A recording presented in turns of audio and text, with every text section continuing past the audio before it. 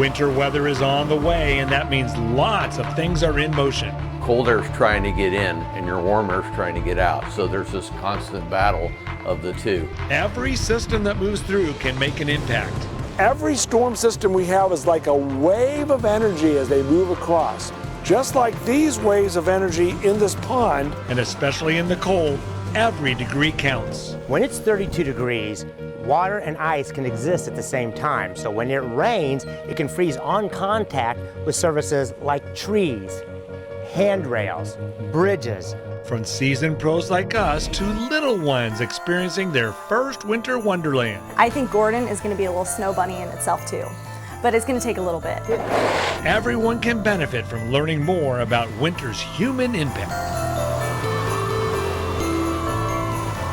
It's time to get ready for winter. Here's KSHB 41 Chief Meteorologist Gary Lezak. Welcome to KSHB 41's 2021 Winter Weather Special, Winter's Human Impact. I'm Chief Meteorologist Gary Lezak, here to walk you through what you need to know to get through this winter season. One of winter's human impacts is the hit your heating bill takes during the colder months. Meteorologist Wes Perry breaks down some tips and tricks to keep your home energy efficient. If you haven't noticed, things are getting more expensive.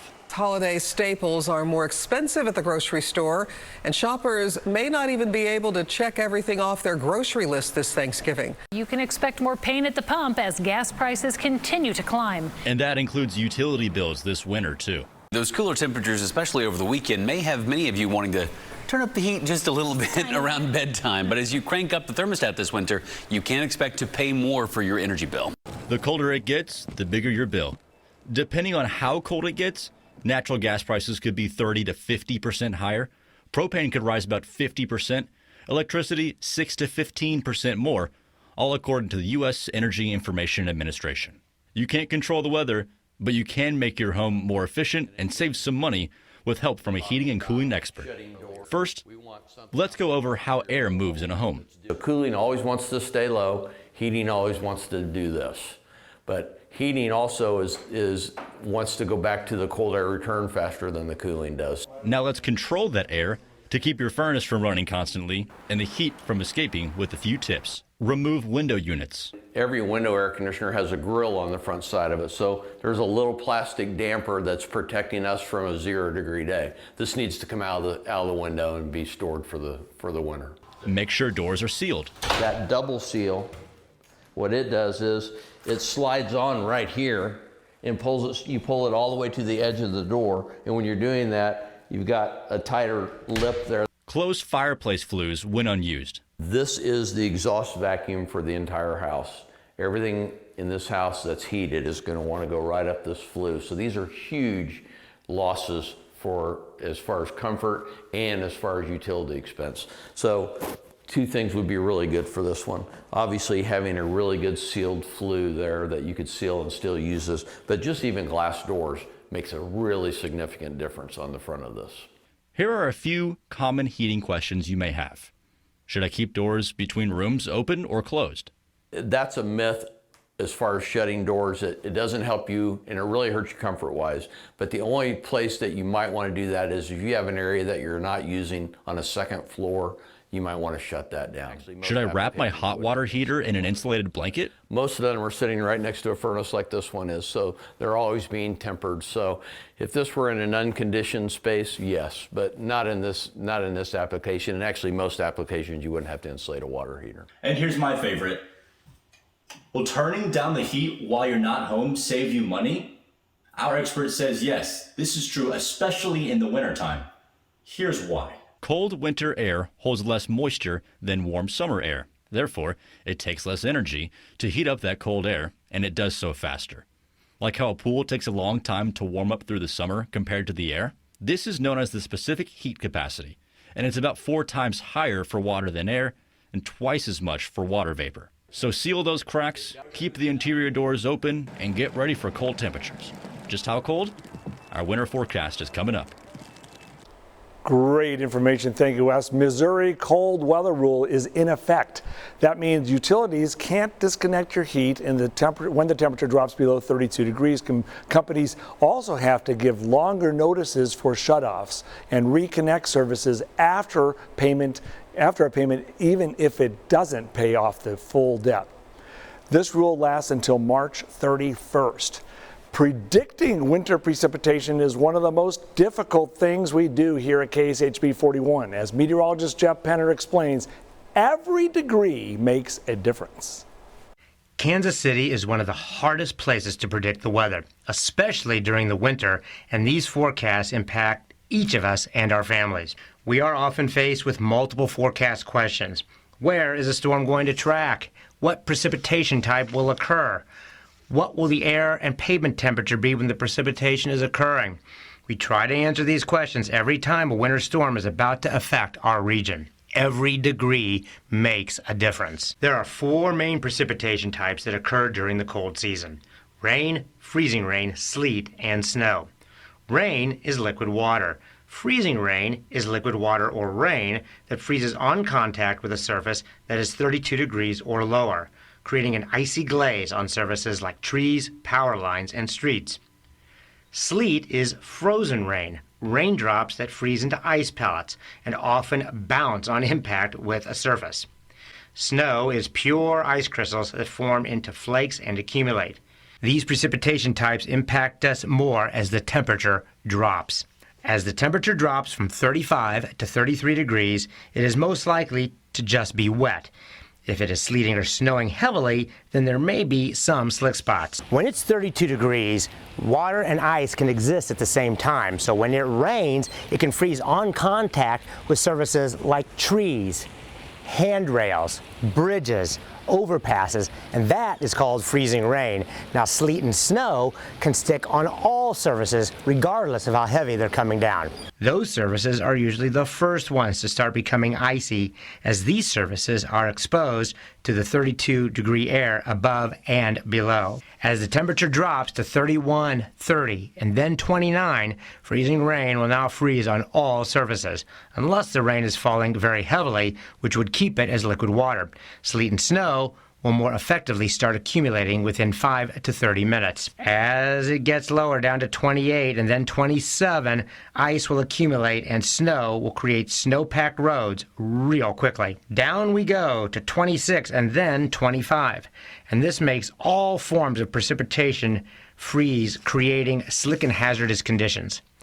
The roads can become a skating rink in less than 5 minutes, and this sudden freezing can catch drivers off guard. We will keep you updated as every degree makes a difference. Thanks a lot, Jeff. Well, this year we talked to some 3rd grade students from Odessa Upper Elementary School about winter. And one of those students had a question for me. Let's hear what Kaylee Satina wants to know. Gary, how much snow does it take to build a snowman?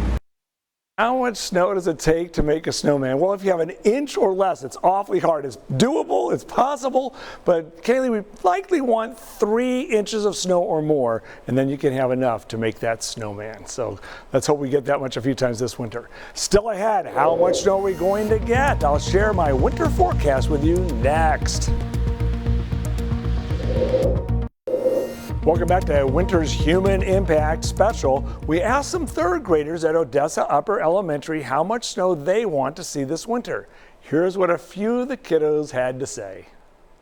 I want to see a lot of snow, about that much. Gary, I don't want snow. Gary, I want a lot of snow. Gary, I want a little bit of snow. For winter, I really hope that we get like this much snow that way my feet don't get stuck in it and my shoes don't come off, because that happened to me once. But that way I can still like make snow angels and like have snowball fights. All right, well, kids, I want this much snow, all right? Great job. Hey, kids, we use a scientific discovery that lets us make accurate weather predictions from 1 day up to 300 days out. Let's take a look at the winter forecast.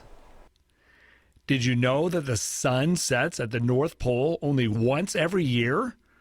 This happens on the first day of fall, And right about that same time, the weather pattern that we are going to experience sets up and begins cycling.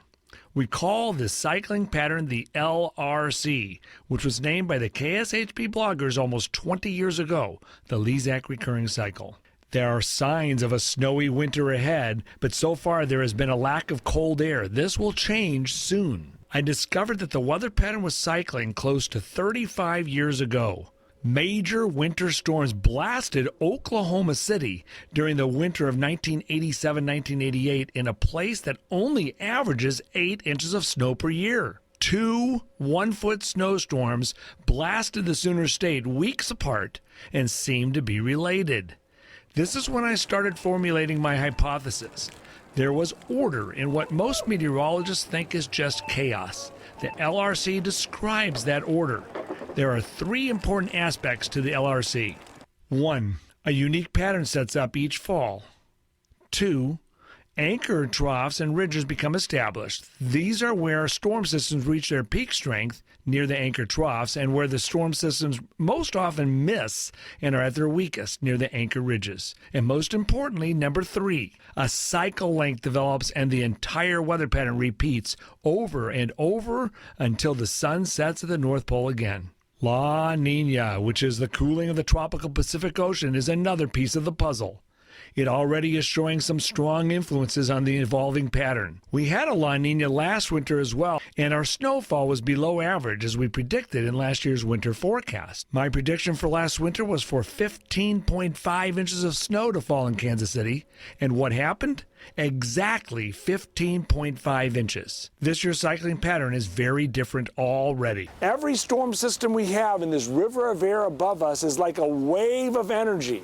Just like these waves of energy flowing through this pond, we can predict when and where they will strike Kansas City. The seeds of this year's pattern were planted in October and November, and they are being fertilized by other pieces of the puzzle. 2 more big influences are the Arctic Oscillation Index, AO, or the North Atlantic Oscillation, or NAO.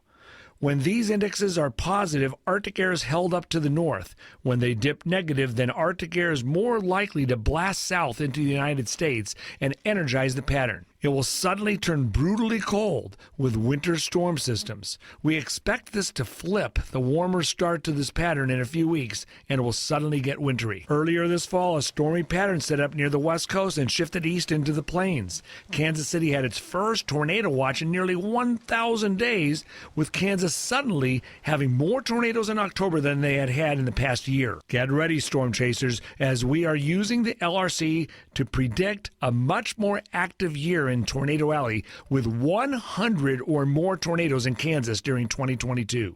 With a lack of cold air so far, we will be waiting a bit longer for that first inch of snow.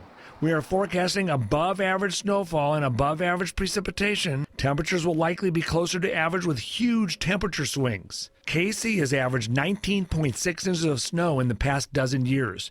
We had one of the snowiest years with 44 inches in the 2009-2010 winter, and the least snowiest winter ever recorded happened just 2 years later in the 2011-2012 winter when only 3.9 inches fell. Expect 3 to 4 major winter storm systems to impact our area later this winter. There will likely be one brutally cold Arctic outbreak that will last for around 10 days to 2 weeks. There is a good chance of one ice storm in our viewing area as well. My forecast for snowfall in Kansas City is 23.4 inches, so get the sleds and snow shovels ready. The kids are going to love it. The rest of the team will have their predictions here in a few minutes. If you're the type of person who enjoys the winter weather, you could become one of the equipment operators KDOT needs in the KC area. You may have to factor in extra time if you travel this holiday season. The Kansas Department of Transportation is 30% understaffed on snowplow operators, which is worse this year than in years past. KDOT plans to hire seasonal employees to help clear roads, in addition to shifting workers to regions that winter weather hits the hardest. The agency warns the clearing of highways could be slower this year. Engineers with KDOT say if you don't want to be chained to a desk, this is a great way to help people when the snow and ice comes. very family oriented, and you get the benefit of being able to help your community. KDOT has a training program for anyone who lacks experience but wants to learn. Through that training, you can earn a Class A CDL, which is required to operate state-owned equipment.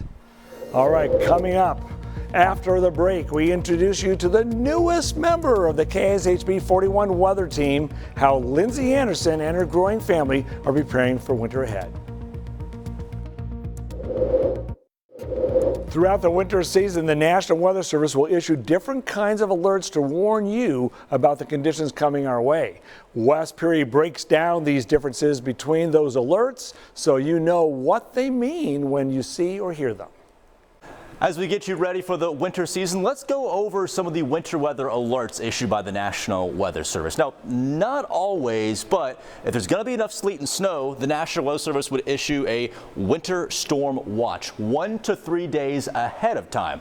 If the forecast remains on track, it then gets upgraded to a winter storm warning 12 to 36 hours out. Sometimes you don't get enough snow and they just issue a winter weather advisory 12 to 36 hours out. And if your main precipitation type is ice, well, then you'll get an ice storm warning after they issue a winter storm watch. And it all comes down to watches and warnings and advisories in terms of how much of each precipitation type you get. So for a watch and to a warning, usually 6 to 8 inches or more. An advisory is just 1 to 5 inches of snow. For sleet, and you can guess how this is going, up to a ½ inch of sleet or more than a ½ inch of sleet for a watch and a warning.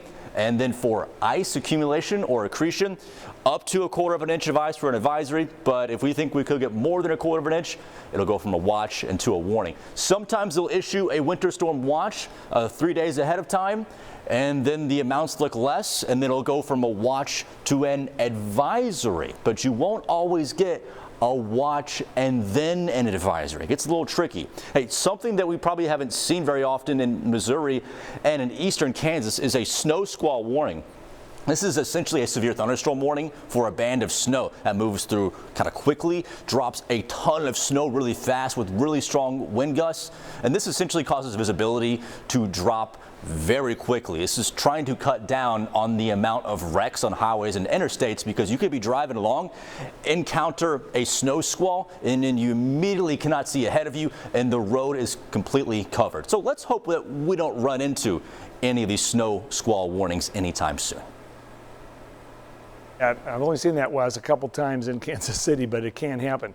Let's check back in with some more third grade students from Odessa Upper Elementary. We asked them what their favorite thing about winter is. Here's what they had to say. I like that you can have snowball fights, and sometimes it gets icy, so you can sled. I like to play in the snow, and I like to drink hot chocolate. I like how I get to go sledding and have snowball fights and make igloos. I like to go outside and play. I like to build snowmen and go sledding. And make snow angels and build snowmen. And my birthday's in it, and I get to play in the snow with my dog and brother. Oh, I love those kids. Speaking of kids, our morning meteorologist, Lindsay Anderson, is a new mom, and her family is preparing for winter. Here is Gordon's first story on KSHB 41. Meet Gordon Scott Carter, born October 12, 2021. For Lindsay, Andrew, and Rizzo, their lives changed forever on that October day. Rizzo, their wonderful dog, has adjusted so amazingly, and for Lindsay Anderson, it is a learning experience one day at a time. You don't focus on yourself anymore. It's like all your energy and time is on him, and the amount I've already worried is exponential. Really? And I think I'm going to be worrying until he's 20, 30 years old. Oh. I can't even imagine what it must be like for this new family. Now, as the family prepares for winter, they have new baby outfits, new blankets for little Gordon, and they are getting ready for the cold and snowy days ahead. You got it. Yeah. He's so cute. It's off the charts cute. I know. So we've got the hat. So the outfits are ready to wear. It's time to bundle up for winter. Lindsay has been paying close attention to the weather patterns. What do you think? We're going to be bundled up. So winter, I think we're going to get above average snow. I'm feeling it. I'm feeling it. Really? So the week that Gordon was born, we had 4 or 5 storms, 4 or 5 inches of rain. Right. If that translates to snow, then we could get a little good snow event. So I'm thinking above average for snowfall. Temperatures, I think, close to average. Maybe a few cold spells. Welcome to the world, little Gordon. We look forward to watching you grow up right here in Kansas City. Fat on him. All I can say is aw. All right, the rest of our weather team has their predictions next. All right, our weather team has been analyzing all the data and crunching the numbers. We'll start with Wes Peary. Wes, you have a fairly low total. Tell us what's going on. Yeah, I promise I do like snow. I'm just not totally confident that we're going to get a ton this year. So I'm basing mine off of the fact that we're in a back-to-back weak to moderate La Nina, and this weird thing in which our last 90-degree day of the year was in September. So I found the back-to-back La Nina years and the ones in which our last 90-degree day was in September. The following year, the second La Nina year, the snowfall total was either half of the first year or double the first year. And so lately, these La Ninas have been a little bit drier than average. So I kind of took that half amount and added a little bit to it. But it's totally possible that we end up with 32 inches instead of just 10 inches. Jeff, what do you think? Well, I think we're going to see a little bit more. I'm going to use the LRC, and it was pretty active. We've had 200% average rainfall since the pattern began around October 6th. So I think it's fairly active. So I'm going to go 21 inches of snow. Now, the one thing that could limit this is a lack of cold air. Some of these big wet storm systems we had in October, well, they were just rain, and they weren't even close to producing snow. So when they return and they repeat, will it be cold enough to snow, or will it be 34 degrees and raining? So something we'll be watching closely, but I think it's going to be a little bit above average snowfall, Gary. I agree with you. Wes will average us out. Lindsay Anderson's going 22 to 23 inches, so we'll put hers at 22.5. So the team, 19.6 inches of snow is our average. But I'm thinking 23.4 inches of snow, but there's been no sign at all of any cold air. I do expect that flip to cold sometime in the next few weeks, maybe before Christmas, kids. All right, thanks for watching our winter special. We'll be here all winter long to keep you updated and also into next spring. Stay with KSHB 41 and we'll keep you advised.